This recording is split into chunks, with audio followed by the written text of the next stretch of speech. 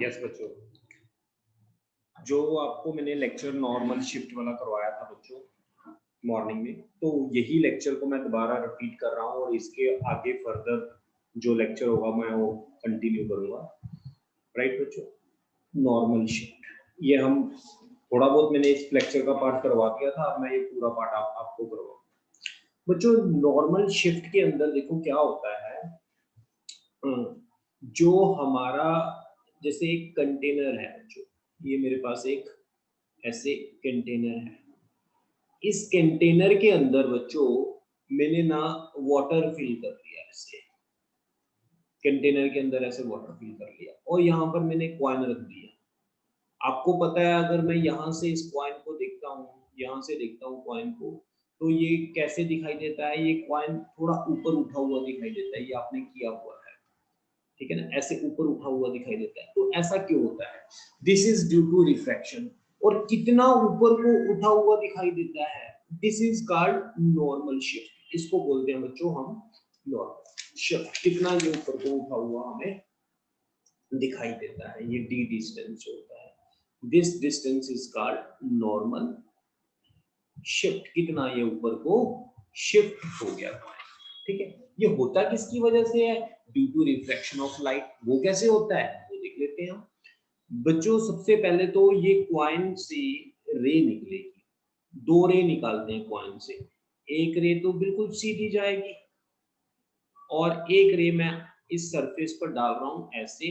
जब ये इससे टकराएगी तो ये रे कुछ ऐसी हो जाएगी बेंड, और ये कहां से आती हुई नजर आएगी, ये रे यहां से आती हुई नजर आएगी और यहाँ पर हमें पॉइंट दिखाई देगा।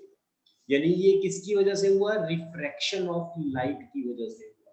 तो लिख लेते हैं बच्चों नॉर्मल शिफ्ट क्या होती है। Right down, due to refraction, due to refraction of light, an object laying inside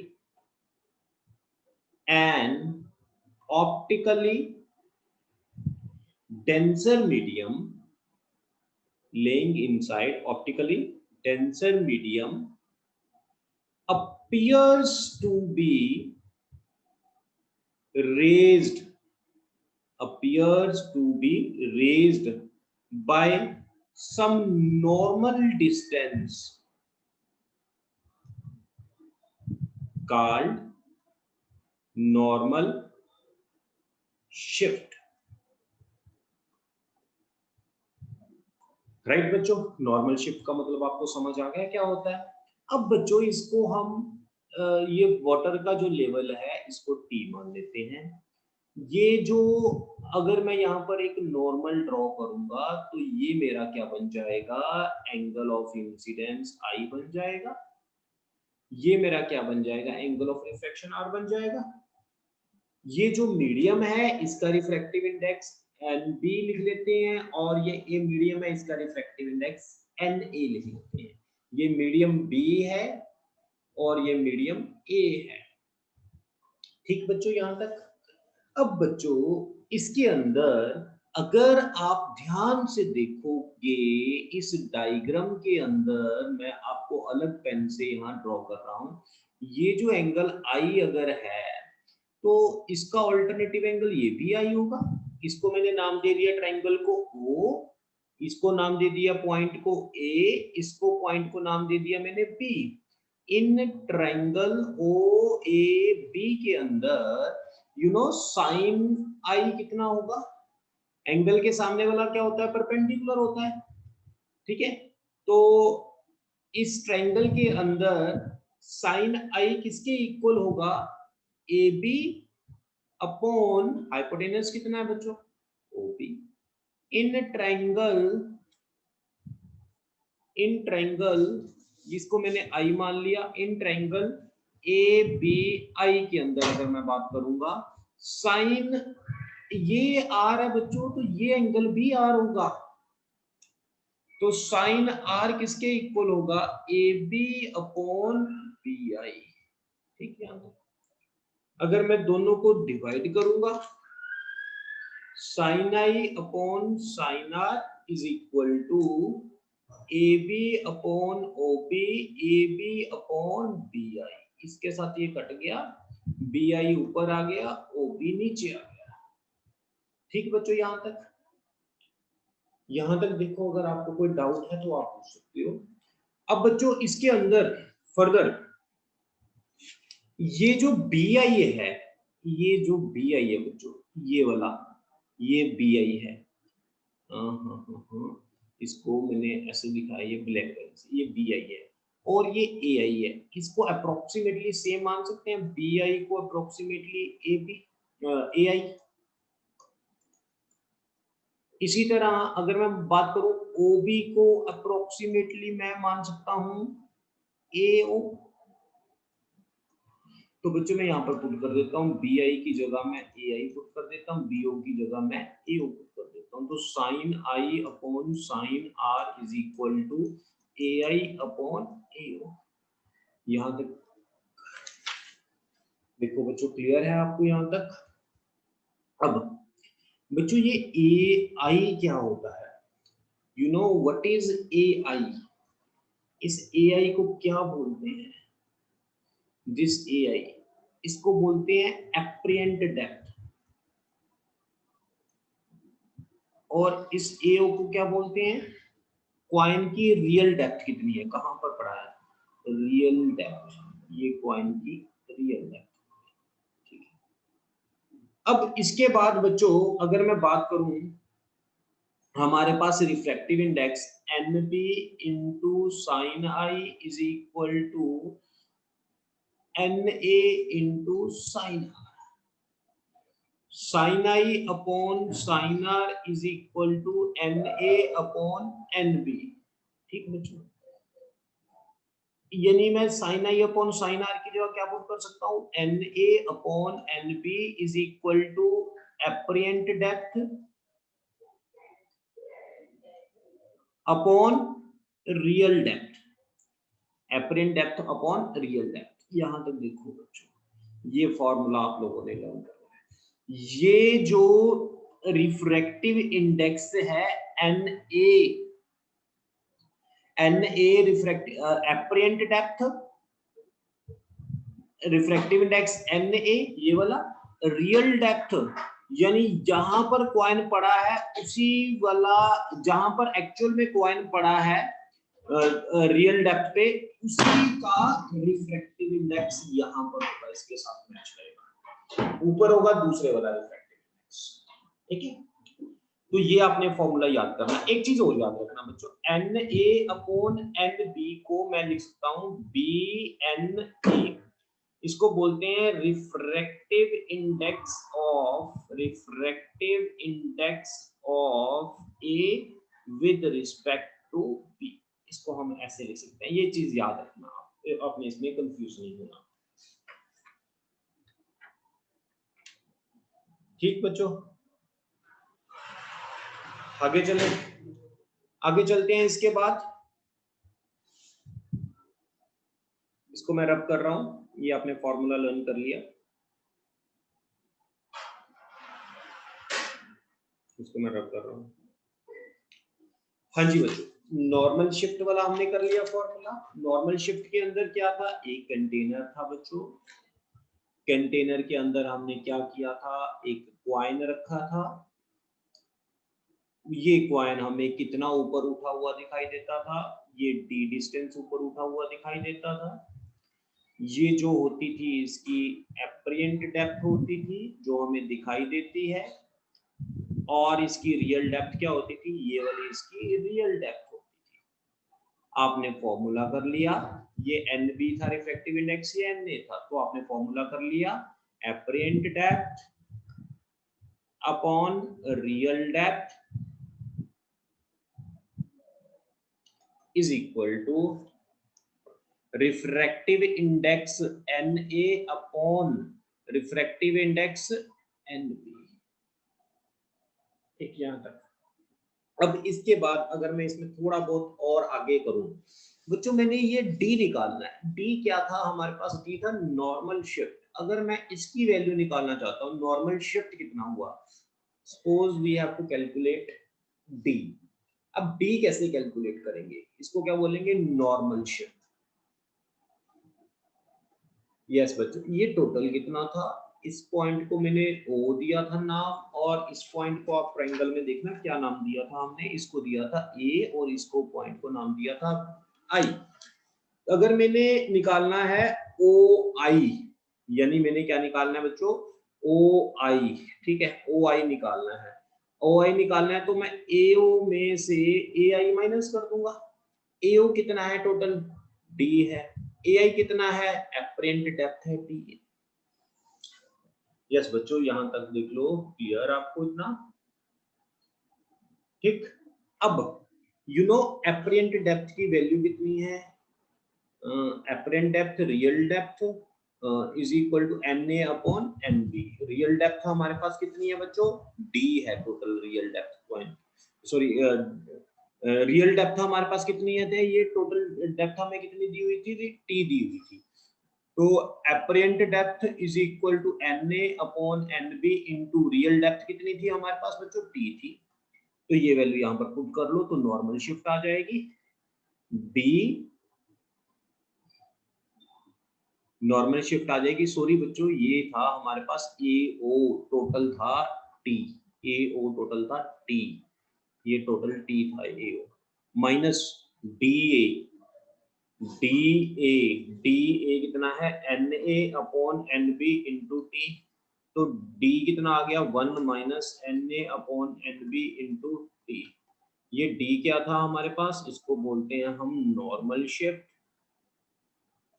ये एन ए क्या था हमारे पास, रिफ्रैक्टिव इंडेक्स, और एन बी भी हमारे पास रिफ्रैक्टिव इंडेक्स इंटू टी। ठीक है बच्चों, यहां तक आपको कंसेप्ट चेक कर लो। कंसेप्ट में अगर आपको कोई दिक्कत है तो आप इसको रिवाइंड करके दोबारा देख सकते हो बच्चों।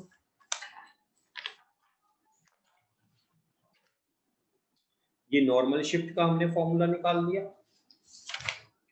पहले मैं आपको इस फॉर्मूले के बेस पर एक दो क्वेश्चन प्रैक्टिस करवा देता हूँ, इस फॉर्मूले के बेस पर मैं एक दो क्वेश्चन प्रैक्टिस करवा देता हूँ, फिर मैं आपको इस फॉर्मूले के बेस पर दो तीन क्वेश्चन प्रैक्टिस करवा दूंगा। इससे हमारा ये पूरा टॉपिक कंप्लीट हो जाएगा।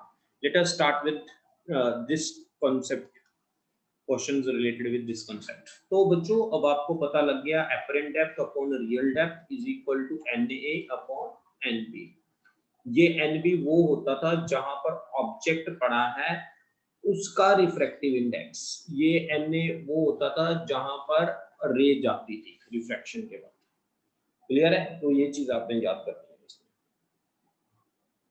है। यानी इसको मैं ऐसे भी लिख सकता हूँ, refractive index of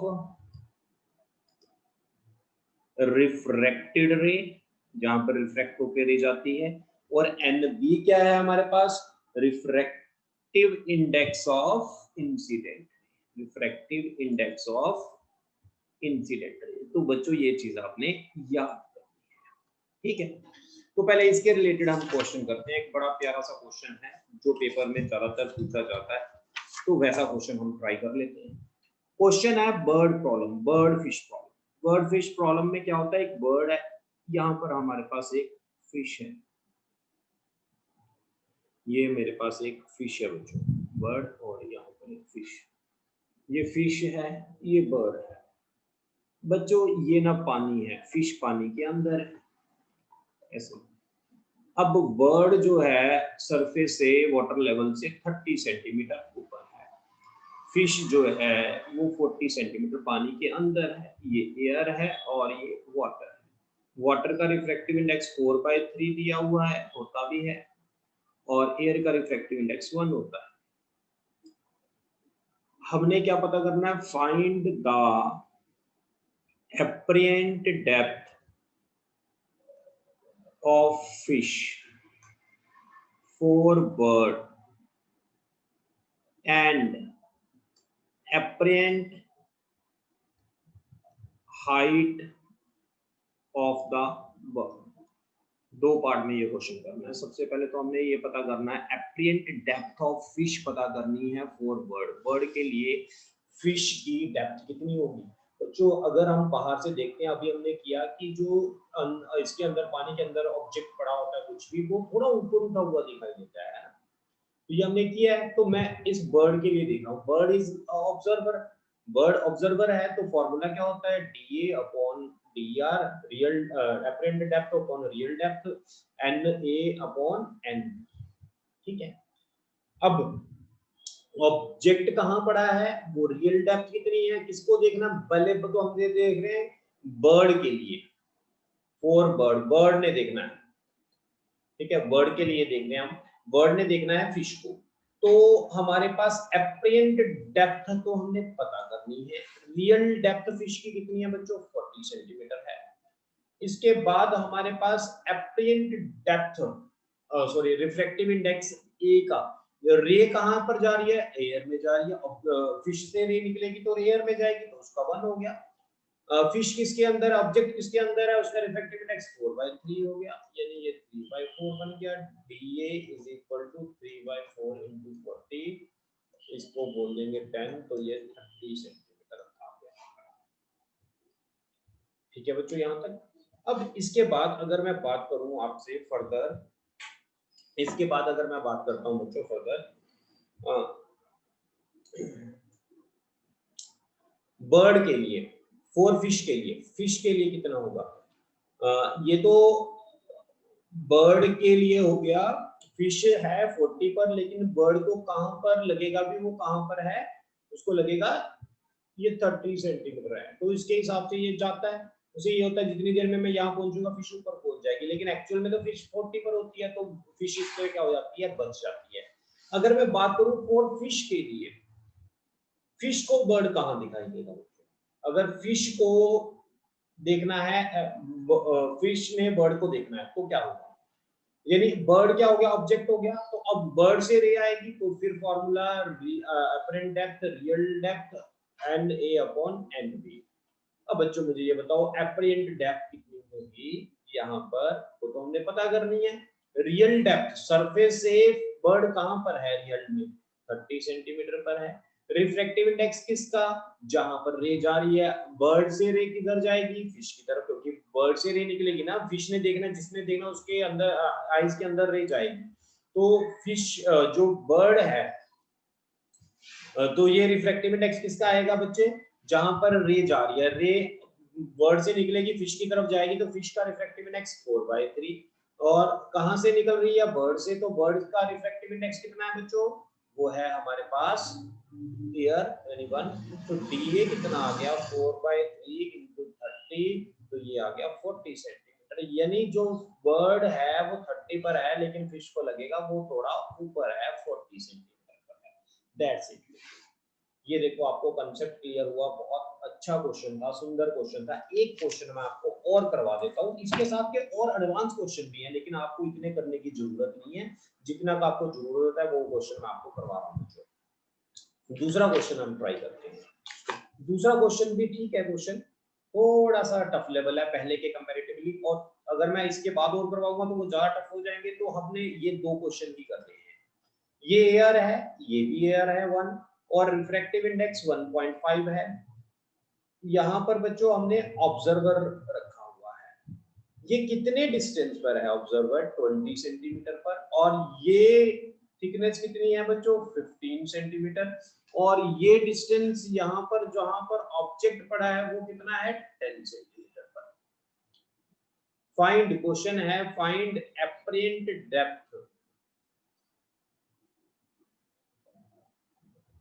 from I.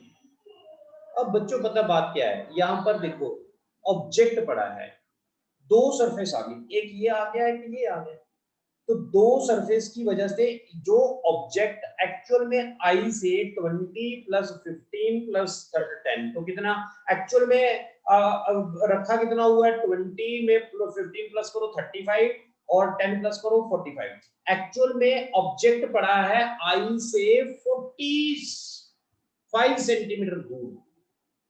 Object I से कितना दूर पड़ा है बच्चों, ऑब्जेक्ट आई से पड़ा है 45 सेंटीमीटर दूर पड़ा है। अब दो अलग अलग मीडियम है, यानी अलग अलग मीडियम की वजह से ये 45 पर तो पड़ा है, लेकिन जब ऑब्जर्वर यहां से देखेगा तो ये 45 पर नहीं नजर आएगा, किसी और नजर आएगा, शिफ्टिंग होगी, तो वही चीज हमने देखना है कितना शिफ्ट हुआ है ये ऑब्जेक्ट ऊपर को। तो उसको कैलकुलेट करने के लिए बच्चों हम क्या करेंगे? यस बच्चों, उसको कैलकुलेट करने के लिए देखो हम क्या करेंगे, अगर हम इसको कैलकुलेट करना चाहते हैं तो आपके पास फॉर्मूला है apparent depth upon real depth refractive index Na upon Nb, ये वाला फॉर्मूला आपके पास है ना बच्चों? यस। इसके बाद अगर मैं इसके अंदर इसको सॉल्व करना चाहता हूं तो आप इसके अंदर मुझे सबसे पहले तो इस सरफेस का हम इफेक्ट देखते हैं, ये फर्स्ट सरफेस का, ये फर्स्ट सरफेस है और मेरे पास ये सेकंड सरफेस है। पहले तो मैं फर्स्ट सरफेस का इफेक्ट देखता हूँ। फर्स्ट सरफेस के लिए ऑब्जर्वर को मैं यहां मान लेता हूँ। ऑब्जर्वर को मैंने कहां अज्यूम कर लिया बच्चों? यहां अज्यूम कर लिया। और ये सरफेस है। अभी मैंने आपको फॉर्मूला क्या बताया है? एपरेंट डेप्थ तो कैलकुलेट करनी है, ये फर्स्ट सरफेस के लिए हम कर रहे हैं, फर्स्ट सरफेस के लिए तो एपरेंट डेप्थ तो कैलकुलेट करनी है। रियल डेप्थ फर्स्ट सरफेस से कितनी है ऑब्जेक्ट की? 10 है। रिफ्रैक्टिव इंडेक्स रे तो यहां जाएगी तो 1.5 अपॉन जहां से आ रही है 1, तो डीए कितना आ गया बच्चे? 15 सेंटीमीटर आ गया हमारे पास। यानी फर्स्ट सरफेस के वजह से जो ऑब्जेक्ट 10 पर है वो 10 पर नहीं होगा, वो कितने पर होना चाहिए? फर्स्ट सरफेस की वजह से जो ऑब्जेक्ट होना चाहिए वो 15 सेंटीमीटर पर होना चाहिए। अब हमने ऑब्जर्वर को यहां से हटाया, ऑब्जर्वर को कहां रख दिया? इसके बाद ये वाला है, ये वाला सरफेस देखना तो यहीं पर होगा ऑब्जर्वर। तो सेकंड सरफेस के लिए बच्चों क्या होगा हमारे पास? सेकंड सरफेस के लिए बताओ, इस सेकंड सरफेस के लिए क्या होगा? अगर मैं इस सेकंड सरफेस की बच्चों बात करूंगा तो सेकंड सरफेस के लिए आप ये देखो ध्यान से कि हमारे पास फॉर्मूला वही Na अपॉन Nb। मुझे ये बताओ रियल डेप्थ एपरेंट डेप्थ तो कैलकुलेट करनी है। रियल डेप्थ क्या है? सेकंड सरफेस से ऑब्जेक्ट कहां पड़ा है? कितनी दूरी पे पड़ा है? कितनी दूरी पे पड़ा है? 15 प्लस 15, ये 10 को तो भूल जाना है क्योंकि इस सरफेस का इफेक्ट देख लिया। अब टोटल यहां से कितना डिस्टेंस हो गया? 15 प्लस 15 हो गया 30 डिस्टेंस। Na जहां पर ऑब्जर्वर है वो कितना है? 1। Nb जहां पर ऑब्जेक्ट है, ऑब्जेक्ट कहां है? अब आपको हो गई है एयर में, एयर में नहीं बच्चों, ये सरफेस की बात कर रहे हैं। इस सरफेस के ऊपर जो था वो एयर आ गई 1, इस सरफेस के नीचे जो रिफ्रैक्टिव इंडेक्स है वो आएगा 1.5। ये मिस्टेक नहीं करनी आपने। 30 into 1.5, तो बच्चों इसको पॉइंट हम अगर तोड़ लेते हैं, ब्रेक कर लेते हैं, 10 ऊपर आ जाएगा, 15 तो ये आ जाएगा 20 सेंटीमीटर। दैट्स इट बच्चों। यानी ये जो ऑब्जेक्ट है वो हमें दिखाई देगा इस सरफेस से 20 सेंटीमीटर, यानी 20 सेंटीमीटर। तो टोटल अपरेंट डेप्थ कितनी होगी? आई से 20 तो ये होगी, 20 ये होगी, तो टोटल 20 प्लस 20 कितनी होगी? 40 सेंटीमीटर। That's it.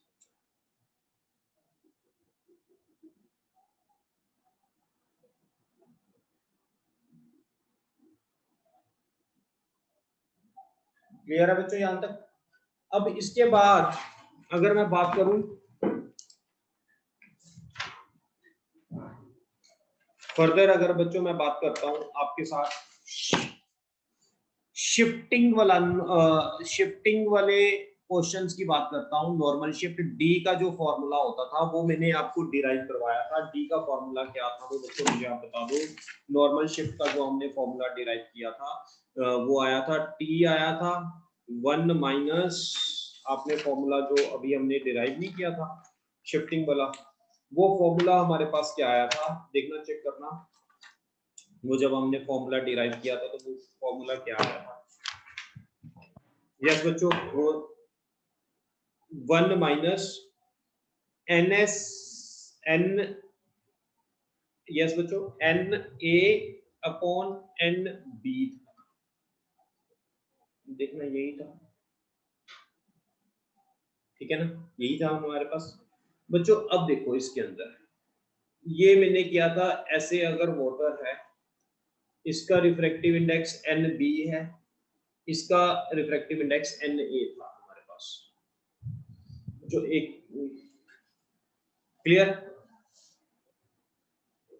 एक मिनट बच्चों, एक मिनट आएगा।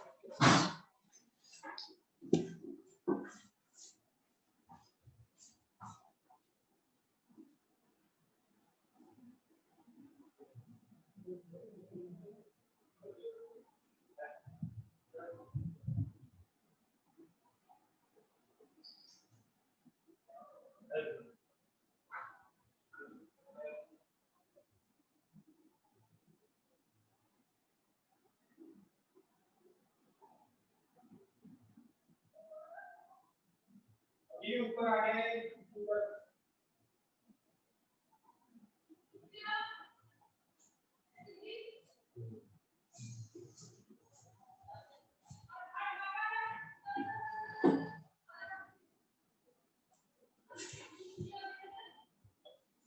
हाँ जी बच्चों, हमने ये फॉर्मूला किया था, आप चेक कर सकते हो। अब इसके अंदर क्या है बच्चों, अगर मैं इसके अंदर बात करूं, इसको मैं थोड़ा सा और मॉडिफाई करता हूं। इस फॉर्मूले को मॉडिफाई में देखो मैं क्या कर रहा हूं बच्चों, मैं ये मान के चल रहा हूं ये इसका रिफ्रैक्टिव इंडेक्स है, कोई भी मीडियम का रिफ्रैक्टिव इंडेक्स है। अगर मैं यहाँ पर कोई स्लैब रख दूं तो स्लैब का रिफ्रैक्टिव इंडेक्स मैं लिख लूंगा यहाँ पर। अगर मैं इसको शिफ्ट कर देता हूँ स्लैब से, ये मेरे पास एक क्या बन गई, स्लैब बन गई। वाटर है, कोई और मीडियम हो सकता है, ग्लास हो सकता है, ग्लास की स्लैब हो सकती है। स्लैब का रिफ्रैक्टिव इंडेक्स एन भी मैंने कह दिया, एनएस कह दिया स्लैब का रिफ्रैक्टिव इंडेक्स। और इसके स्लैब के बाहर जो हमारे पास रिफ्रैक्टिव इंडेक्स होगा वो किसका रिफ्रैक्टिव इंडेक्स होगा, इसके सराउंडिंग का रिफ्रैक्टिव इंडेक्स होगा।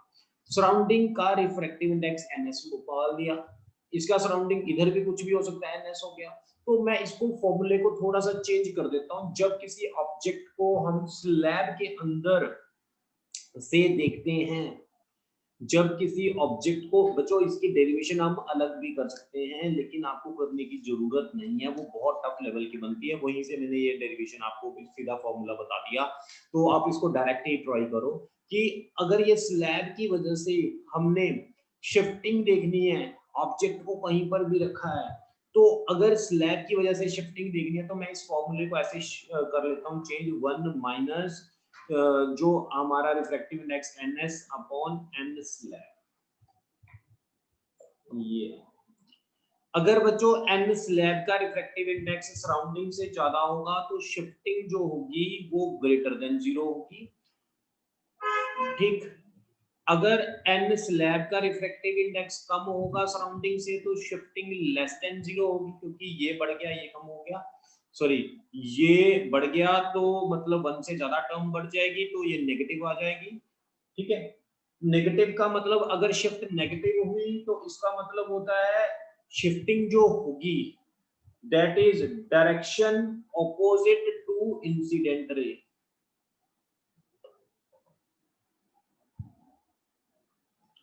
इसका मतलब है direction opposite direction of incident ray की डायरेक्शन में, क्लियर।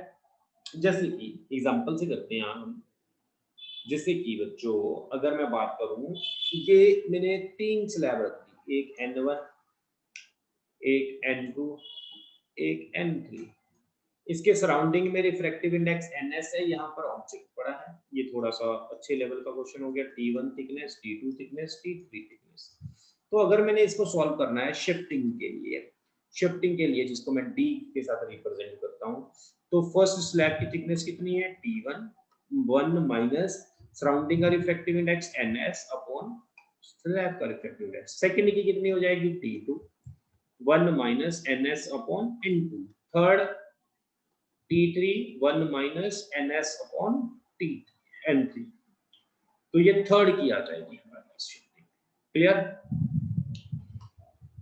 यस बच्चों, लेकिन एक चीज और याद रखना, अगर मैं इस स्लैब को दूर दूर रख देता हूं तो क्या होगा। ऐसे मैंने इस स्लैब को दूर दूर रख दिया, इसके यहाँ पर मैंने ऑब्जेक्ट रख दिया, ये n1 है, ये n2 है, ये n3 है, ये थिकनेस t1 है, ये थिकनेस t2 है, ये थिकनेस t3 है, ठीक है। तो अगर आप ये देखो बच्चों, अगर हमने इसको डिस्टेंस को मैंने दूर दूर कर दिया तो भी डिस्टेंस तो कहीं आ ही नहीं रहा। शिफ्टिंग कहां पर डिपेंड कर रही है, एक तो इसकी स्लैब की थिकनेस पर डिपेंड कर रही है और एक स्लैब के रिफ्रैक्टिव इंडेक्स, सराउंडिंग के रिफ्रैक्टिव इंडेक्स, दोनों के बीच में कितना डिस्टेंस है उससे तो ये इसका कोई लेना देना नहीं है। दो स्लैब के बीच में कितना डिस्टेंस है तो लिख सकते हैं means means shift is independent to the object distance from the slab and distance between different slabs. ना तो ये डिपेंड करता है कि ये ऑब्जेक्ट स्लैब से कितनी दूरी पर है, ना इस पर डिपेंड करती है स्लैब्स के बीच में डिस्टेंस कितना है। ठीक, रब कर रहा हूं मैं इसको। बच्चों ये स्लैब है, 1.5 रिफ्रैक्टिव इंडेक्स है, ये एयर है, ये भी एयर है, इसका भी 1 है, यहाँ पर ऑब्जेक्ट है, ये डिस्टेंस 10 सेंटीमीटर पर है, ये थिकनेस 15 सेंटीमीटर पर है। Find shift through glass slab, find shift through glass slab. बच्चे थिकनेस कितनी दी हुई है ग्लास स्लैब की, 15 सेंटीमीटर। रिफ्रैक्टिव इंडेक्स स्लैब का कितना दिया हुआ, 1.5। सराउंडिंग का रिफ्रैक्टिव इंडेक्स कितना दिया हुआ है, 1। तो फॉर्मूला क्या होता था शिफ्टिंग का, T1 माइनस सराउंडिंग का स्लैब का रिफ्रैक्टिव इंडेक्स। ठीक है बच्चों, यहाँ तक ठीक है। अब बच्चों इसके बाद आप ये देखो, हमारे पास ऑब्जेक्ट यहाँ पर पड़ा है, स्लैब की वजह से हमने शिफ्टिंग देखनी है कितनी होगी, तो सीधा पुट कर लेते हैं 15, 1 माइनस 1/1.5, तो ये कितनी आ जाएगी, 5 सेंटीमीटर। यानी स्लैब की वजह से जो ऑब्जेक्ट होगा, पहले अगर ऑब्जेक्ट बच्चों ये स्लैब ना होती तो आई को ऑब्जेक्ट वहीं पर दिखाई देगा जितनी डिस्टेंस पर होता है, लेकिन बीच में अगर हम स्लैब रख देंगे तो उसकी वजह से ये ऑब्जेक्ट यहाँ नहीं दिखाई देगा। कितना शिफ्ट हो जाएगा, ये ऊपर को ये शिफ्ट हो जाएगा, ये पॉजिटिव आ गया। पॉजिटिव का मतलब मैंने आपको क्या कहा था, किस तरफ शिफ्ट होगा, डायरेक्शन ऑफ इंसिडेंट रे। ऑब्जेक्ट से रे किधर निकल रही है, इस तरफ निकल रही है, तो शिफ्टिंग भी इस तरफ ही हो जाएगी। कितना आगे शिफ्ट हो जाएगा, ये 5 सेंटीमीटर आगे शिफ्ट हो गया। ठीक है, तो अगर 5 सेंटीमीटर आगे शिफ्ट हो गया तो यहाँ पर ऑब्जेक्ट होगा, तो यही तो शिफ्टिंग हमने निकालनी थी बच्चों। इसके अंदर एक और क्वेश्चन करते हैं। ये देखो हमारे पास एक स्लैब है 1.5 N2, ये रिफ्रैक्टिव इंडेक्स है, ये इसकी थिकनेस दी हुई है 15 सेंटीमीटर, यहाँ पर ऑब्जेक्ट पड़ा है वो कितने डिस्टेंस पर, 10 सेंटीमीटर पर। हमने शिफ्टिंग पता करनी है, नॉर्मल शिफ्ट कितना होगा। यस बच्चों, फॉर्मूला क्या होता है नॉर्मल शिफ्ट का, T1 माइनस सराउंडिंग का रिफ्रैक्टिव इंडेक्स अपॉन स्लैब का रिफ्रैक्टिव इंडेक्स। अब मुझे ये बताओ थिकनेस स्लैब कितनी है, 15, 1 माइनस सराउंडिंग की कितनी है, रिफ्रैक्टिव इंडेक्स 2, स्लैब का कितना है 1.5, 15, 1 माइनस 2 इंटू 10 अपॉन 15। तो बच्चों जब आप इसको सॉल्व करोगे तो ये आपका आ जाएगा D, जो आ जाएगा बच्चों वो आ जाएगा, आप जब इसको सॉल्व करोगे -5 सेंटीमीटर। अब मुझे बता सकते हो -5 का मतलब क्या है। -5 का मतलब ये है, अगर ऑब्जेक्ट से रे ऐसे निकल रही है तो इसके ऑपोजिट डायरेक्शन में ये शिफ्ट करेगा। तो ऑपोजिट डायरेक्शन का मतलब क्या है, इधर को शिफ्ट करेगा, ये 5 सेंटीमीटर इधर को शिफ्ट करेगा, तो स्लैब से कितना डिस्टेंस हो गया, तो मतलब एक्चुअल में अगर जितना भी डिस्टेंस यहाँ से है ऑब्जर्वर को ये दिखाई दे रहा है, तो कितना शिफ्ट हो गया, 5 सेंटीमीटर इधर को हो गया, तो टोटल कितना हो गया, ये 15 हो गया, यानी 5 सेंटीमीटर शिफ्टिंग हो गई इधर इधर को, ये 5 सेंटीमीटर शिफ्ट हो गया। ठीक है बच्चों, एक क्वेश्चन और करते हैं, लास्ट क्वेश्चन है इसी टॉपिक का। लास्ट क्वेश्चन में क्या है बच्चों, ऐसे स्लैब मैंने बनाई हुई है, पहली स्लैब है, ये दूसरी स्लैब है, ये तीसरी स्लैब है। ठीक है, ये मैंने 3 स्लैब्स बनाई हैं। पहली स्लैब का रिफ्रैक्टिव इंडेक्स 1.5 है, दूसरी का 2 है, तीसरी का 1.5 है। ये स्लैब S1 नाम दिया, इसको मैंने S2 नाम दिया, इस स्लैब को मैंने S3 नाम दिया। डिस्टेंस थिकनेस इसकी 30 सेंटीमीटर है, इस स्लैब की थिकनेस 20 सेंटीमीटर है, इस स्लैब की थिकनेस जो है वो 15 सेंटीमीटर है। ये आई है हमारे पास, ये एयर में पड़ी है, ये ऑब्जेक्ट है, ये कितने डिस्टेंस पर है, 25 सेंटीमीटर पर है, ये भी एयर है, ये भी एयर है, ये भी एयर है। ठीक बच्चों, अब बच्चों हम क्वेश्चन करते हैं सॉल्यूशन। सबसे पहले तो ये फर्स्ट स्लैब की अगर मैं बात करूं तो शिफ्टिंग S1 कितनी होगी? Thickness 31 minus 1 upon 1.5, 10 centimetre. दूसरे की कितनी होगी? S2, थिकनेस 21 माइनस 1 अपॉन 2, ये कितनी आ जाएगी हमारे पास? 10 सेंटीमीटर। शिफ्टिंग तीसरे की कितनी हो जाएगी बच्चे? तीसरे की देखो शिफ्टिंग कितनी होगी, वैल्यू पुट करो यहाँ पर। अगर मैं तीसरे की शिफ्टिंग देखूंगा तो ये हो जाएगा 15 1 माइनस यस 1/1.5, तो इसकी भी कितनी आ गई? 15 से। तो टोटल शिफ्टिंग कितनी हो जाएगी बच्चों? अगर मैं टोटल शिफ्टिंग निकालूं S1 S2 S3 तो टोटल आ जाएगी 25 centimetre. This is your answer. यानी ऑब्जेक्ट जो होगा वो 25 सेंटीमीटर शिफ्ट कर जाएगा। ये पॉजिटिव है। पॉजिटिव शिफ्टिंग का मतलब क्या होता है? पॉजिटिव शिफ्टिंग का मतलब ये होता है जो ये ऑब्जेक्ट शिफ्ट करेगा वो किस डायरेक्शन में शिफ्ट करेगा बच्चों? पॉजिटिव शिफ्टिंग का मतलब होता है in the direction of incident रे। अगर इंसिडेंट रे डायरेक्शन इस तरफ निकल रही है तो ये ऑब्जेक्ट शिफ्ट करके यहाँ पर पहुंच जाएगा, यहाँ पर हमें दिखाई देगा ऑब्जेक्ट। 25 सेंटीमीटर ये शिफ्ट हो गया बच्चों। ये जो नॉर्मल शिफ्ट का कॉन्सेप्ट है मैंने कंप्लीट आप लोगों को समझाया है। कुछ पार्ट मैंने इसका आपको आज मॉर्निंग में करवा दिया था ना, तो वो मुझे लगा आपको समझ नहीं आया, तो इसलिए मैंने एक तो दोबारा रिपीट करवा दिया और आगे का पार्ट हमने नॉर्मल शिफ्ट का कंप्लीट कर लिया। तो ये नॉर्मल शिफ्टिंग का कॉन्सेप्ट हमारा कंप्लीट हो गया। कल बच्चों मैं आपको रिकॉर्डिंग लेक्चर भेजूंगा रिफ्रैक्शन थ्रू स्फेरिकल सरफेसेस, वो भी टॉपिक बहुत इंपॉर्टेंट है। ठीक है, ये नॉर्मल शिफ्ट वाला अब आपको जैसा मर्जी क्वेश्चन आ जाए, आई होप आप डेफिनेटली उस क्वेश्चन को बड़े इजीली ढंग से कर लोगे। ओके बच्चों, थैंक यू। और आप इसके अंदर मैं आपको इसकी ऑब्जेक्टिव शीट भी भेजूंगा, वो भी आप प्रैक्टिस करो इसकी। ठीक है, ओके बच्चों, बाय।